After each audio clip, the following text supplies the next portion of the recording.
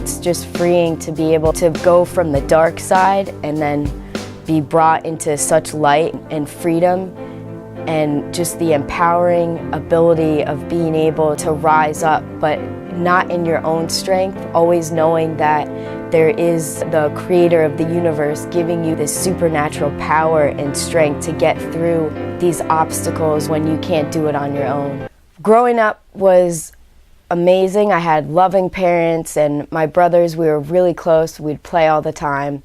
But when I turned 7, around that age, things started to change for me on my, I guess, mentally and just on the inside, and I didn't really know what was happening. My mother would be going to the grocery store and she would ask me, do you want to come with me or do you want to stay at home with your father? And that simple question in my mind raised just this terror. She really struggled with what we probably would see as more separation difficulties than anything else. It really just stemmed from this inner self-hatred and wanting this, whatever monster was inside of me, to get out. I would burn myself, I would write suicide notes. When I was a sophomore in high school, both of my friends were feeling drunk, but I wasn't, because when I was 7, I was put on anti-anxiety medicine,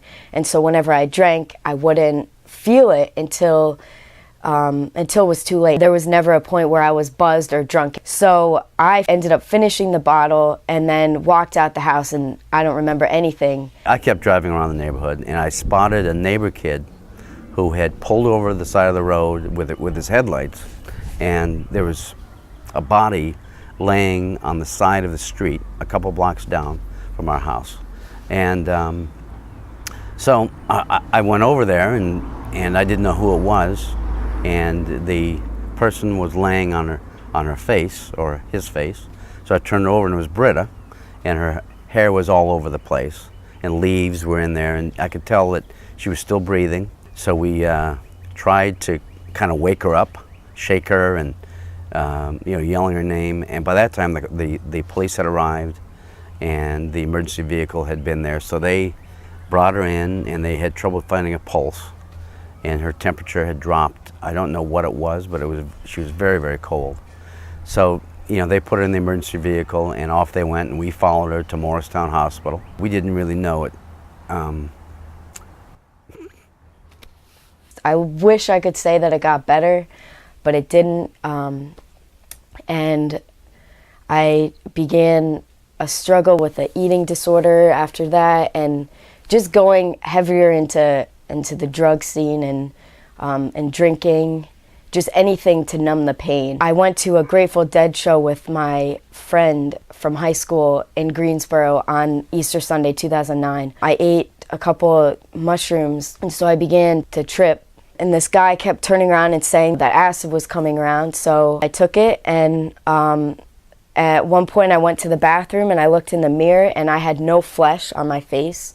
It was a skeleton, and there were black shadows going in and out of my ears, my nostrils, my eye sockets, my mouth.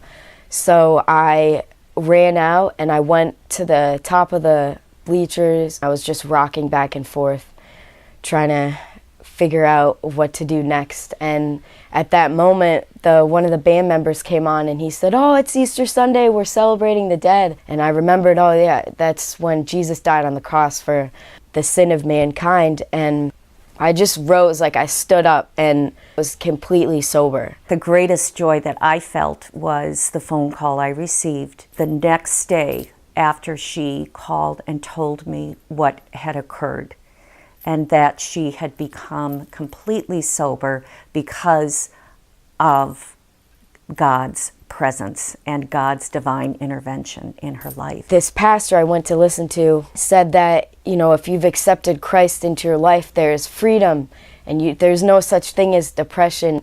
So I started to think, well, I've accepted Jesus, so then why am I still depressed? Why do I still have to take this medicine?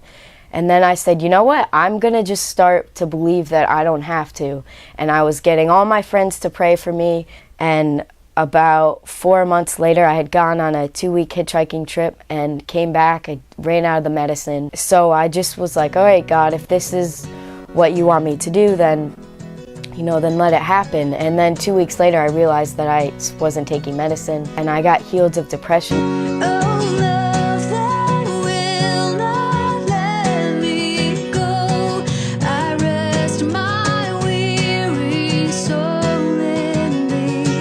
Her passion for Jesus is something, but her love for people is just extraordinary. And people gravitate toward her. And I know she comes from a lot of brokenness, and she's been healed, but she's kind of a wounded healer. I'm a youth leader at my church that I grew up in. And so I have 3 girls that I kind of mentor every week. That is really what I'm passionate about, is helping young, teenagers, because I can relate to what they're going through and I can be there for them. I just see myself in them, and that's such an awesome thing, because I have this whole other perspective that I can offer them, and because there's, on the one point, I understand what they're going through, but then I see the opposite end. I'm just excited to be alive and to be given the opportunity to live and not just exist, and not just be searching for something that will never give you, satisfaction.